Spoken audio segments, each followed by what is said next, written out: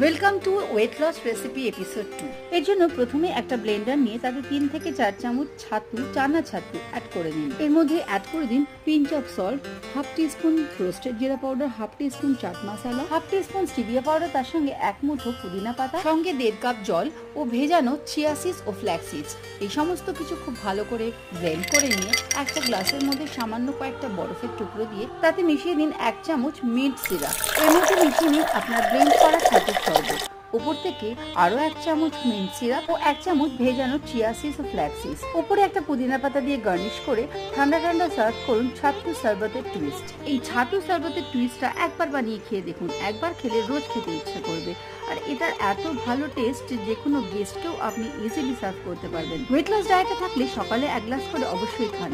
এছাড়া গরমের দিনে স্কুল কলেজ থেকে এসে বা ওয়ার্কআউটের পরে 1 গ্লাস এই শরবত ফুল অফ এনার্জি, তার সঙ্গে সুপার হেলদি ও টেস্টি।